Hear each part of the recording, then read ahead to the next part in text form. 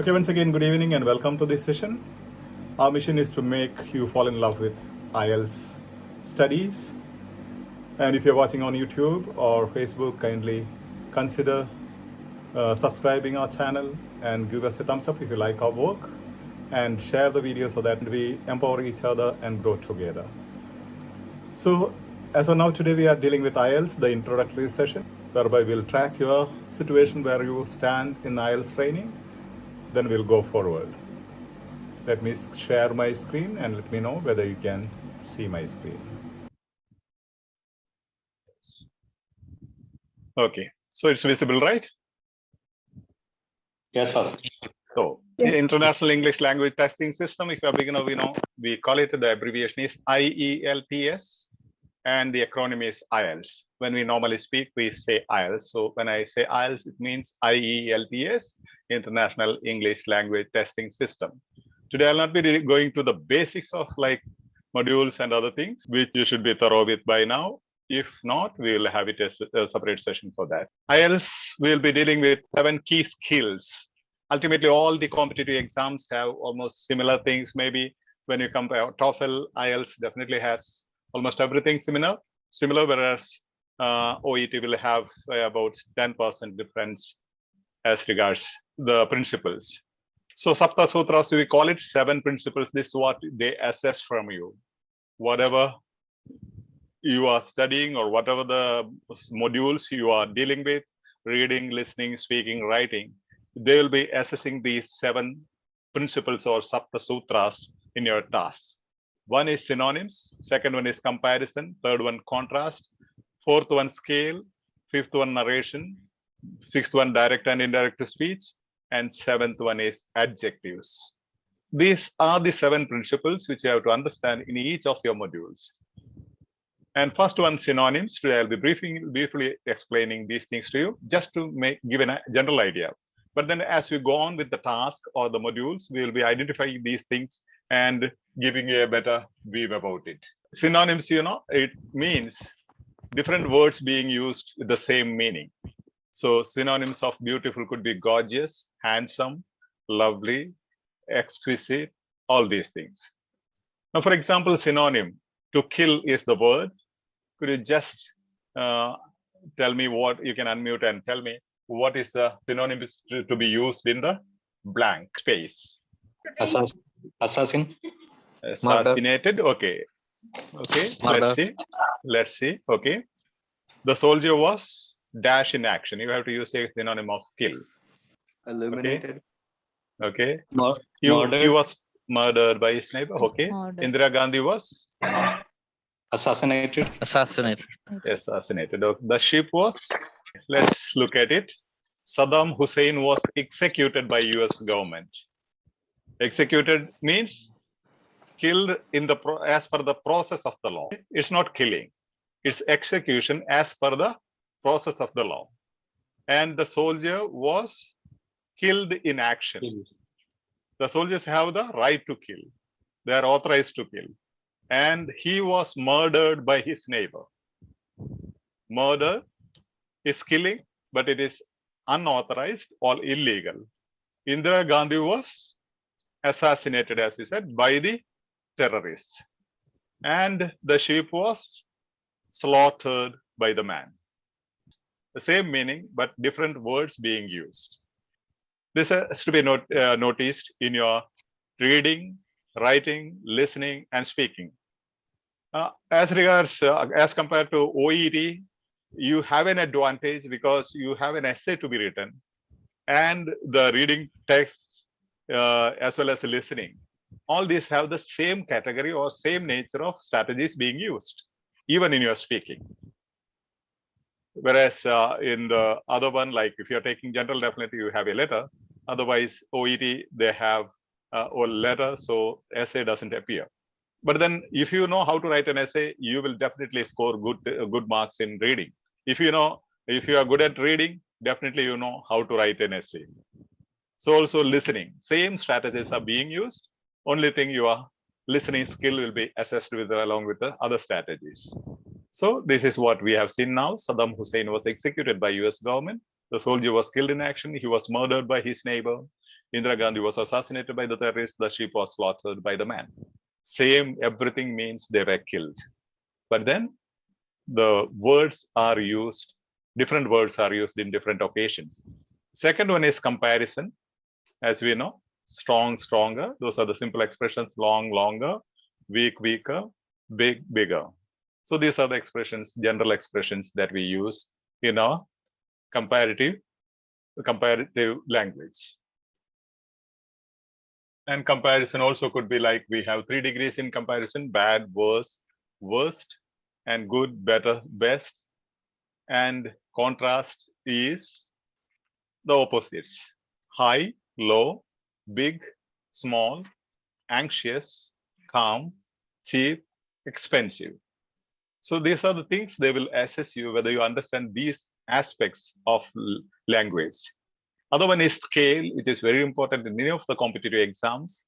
Scale means all is not most is not many is not a few or some, a few is not equal to few. If you have gone through some of the materials like reading and all that, you know, they will use this in your no, false, not given answers. So all, maybe they will mention in the text as all, and they will say most in the question, or in the question statement they will say many and the text will say most. So most is not many. All means everybody, 100%. Most means majority of, almost all of them, like 90% or plus, whatever, depending on the context. Many means anything more than one. A few means some, and few is a negative meaning. There are few students in the classroom means there are no students. So they will be definitely assessing you whether you understand these expressions. And some more examples could be always, sometimes, and occasionally. Boiled, hot, cold. All these are scales in the sense they will not be same. Sometimes they may say sometimes reading seems to be challenging for many of the students in IELTS, whereas in the question statement say they occasionally OET aspirants feel reading as challenging. They are not same. They are different. So some more examples could be scale, always, usually. Always is not usually. Usually is not generally. Generally is not often. Often is not sometimes. Sometimes is not occasionally. Occasionally is not seldom. Seldom is not rarely. Rarely is not never. So this is the scale. They give you each expression in your reading text or listening text, and in the question statement you will have a different set of scales. So this has to be clearly understood. As you read, you'll have to identify these things. Fifth one is narration. Nature of the paragraph means IELTS almost like there are 7 types of essays. Most of the time you will have almost 4 types of them appearing in your exams. I'll be in detail dealing with it in later sessions, or 7 types of essays. One is narrative, other one is descriptive, next one is process analysis, fourth one is comparison and contrast, fifth one is classification, sixth one is cause and effect, and the seventh one is argumentative. And process analysis is usually the task 1. As you know, there are 2 tasks in IELTS essay. Task 1, a graph, a pie chart, or some sort of graph will be given, which you have to summarize and write a report. 150 words. Second one will be 250 words essay. So these are the 7 types. So you should know the nature of the essay and use the language accordingly. So narrative language is not descriptive. Descriptive language is not used for process analysis. Comparison and contrast language is not used for classification essays, or cause and effect, or is not used for argumentative essays. So most of the things have their own different types of language. Direct and indirect speech, we'll come to that later. You know, reporting someone's speech, that's normal. And the 7th one is adjectives. Adjectives means absolute darkness, firm connection, unfamiliar things. So absolute is adjective, that whatever thing adds quality to a person or thing is adjective. Firm connection, unfamiliar things. These are things. How do you use adjectives? Do you understand the use of adjectives and their meaning? So, and coming to briefly, just to give an idea for you, because I'll be giving a task after the session. So text, identify the paragraph structure. There will be some structure in the paragraph. Okay, you should be basically knowing what types of paragraphs are academic. And as compared to many other exams like OET, there they use professional language. Here you are supposed to use academic language. That is the basic difference. Academic language, professional language, and colloquial language, informal language. So here you are supposed to use formal academic language.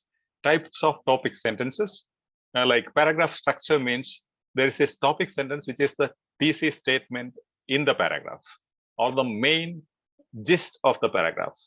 So where it appears, and that makes differentiates the types of paragraphs. For example, topic sentence can appear at the very beginning of the paragraph. Then this first option will be the paragraph structure.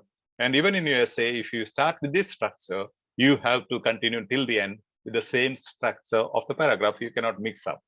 Second one is topic sentence at the beginning of the paragraph as well as at the end of the paragraph. And third one, topic sentence as a conclusion of the paragraph. And rarely we have fourth one, topic sentence appearing in the middle of the paragraph. Normally, the first one, if I say an example, Mahatma Gandhi is the father of our nation, is the topic sentence of a paragraph. Imagine you are asked to write about Mahatma Gandhi. So here, Mahatma Gandhi is the father of our nation is the gist of the paragraph, topic sentence of the paragraph. And father is the key word of the paragraph.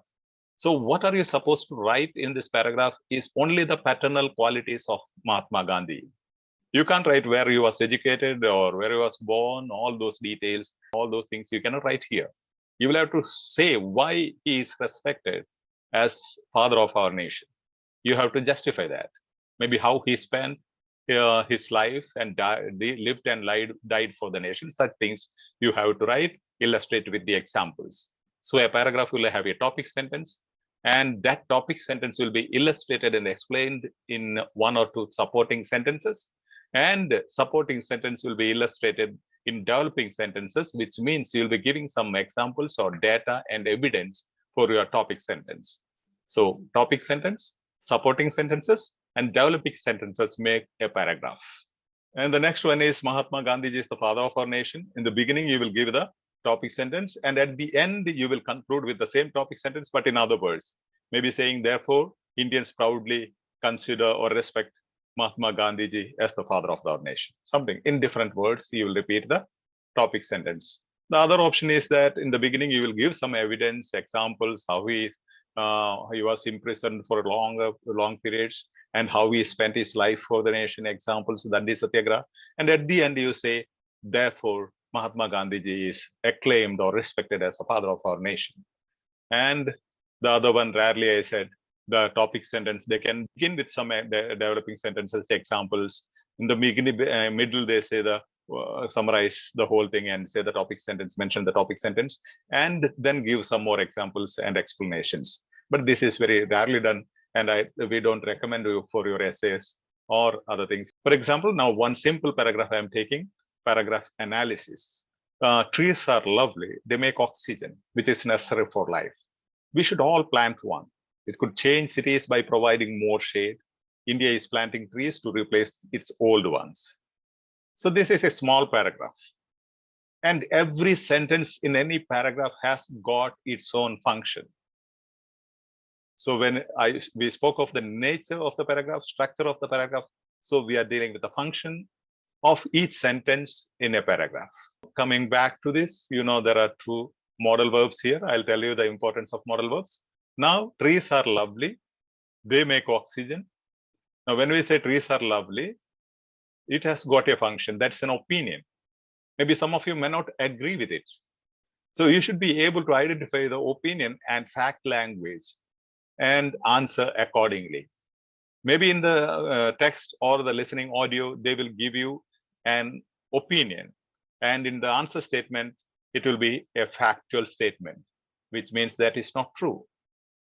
So also when you have to write an opinion essay or argumentative essay, you should know how to present your opinion. So trees are lovely is an opinion. Some may say this is lovely. Some may say trees are very bad because that causes a lot of issues and all that. Okay. They make oxygen. That is a fact. So, Teresa Lovely, they make oxygen is a fact. First sentence in this paragraph is an opinion. Second sentence is a factual statement. They make oxygen, whether you say it or anybody in the world around, it's the truth. Whereas Teresa Lovely opinion can differ from person to person, place to place. And the next clause after this, in the second sentence is, which is necessary for life is benefit. It's speaking about the benefit of oxygen. So in the same small sentence, you have two functions. The next one is a suggestion. We should all plant one. That's what I said. Modal verbs are important. We should all plant one means it is not compulsory. It is not mandatory. It is advisory. You should drink 3 liters of water every day. Doctor might advise you. That is advisory. There is a penalty if you don't do it. So if you say you must drink 3 liters of water, that is mandatory and you'll be penalized if you don't do that. You must obey the traffic rules. It's not you should obey the traffic rules. Should is suggestive, advisory. So you should be able to understand the difference between these things. This is what they assess you. In the reading passage or in the audio, they will give you a should or such expressions, modal verbs. And in the question statement, they will use a mandatory modal verb called must. And if you write it is true, you will lose the score. So that's very important. It could change cities. It could, again, one modal verb, could. It could change cities means it's not fact. It may, it's not very sure. So there is an uncertainty. So it's a speculative or speculation. We are speaking about the future. We cannot be making factual statements. It could change cities means we are speculating or predicting the future. So the function of the language is sentence is speculation. By providing more shade in the same sentence, the next part is by providing more shade. That is the benefit again. As we said here, we had benefit. So we are speaking about benefit. This is the way or the pattern that you have to write your essays. Each sentence means something. A paragraph, every sentence, every portion of the sentence, aspect of the sentence should have a function. And India is planting trees is an example, illustration given. To replace its old ones. The reason for planting trees. Why India is planting trees? It is to replace its old ones. Because they said it's the old ones should be replanted. So this is the beauty of a paragraph. Just giving a glimpse of it, we will be going through our own writing as well as reading and listening, audios and scripts, whereby we will be doing the same analysis. So the statements and the functions of each sentence or portion of sentence, trees are lovely is an opinion. The function is opinion. They make oxygen is fact, which is necessary for life is benefit. We should all plant one. Suggestion, it could change cities is prediction or speculation. By providing more shade is benefit. India is planting trees is an example to replace its old ones. Yes, the 20 minutes which I told you is done with.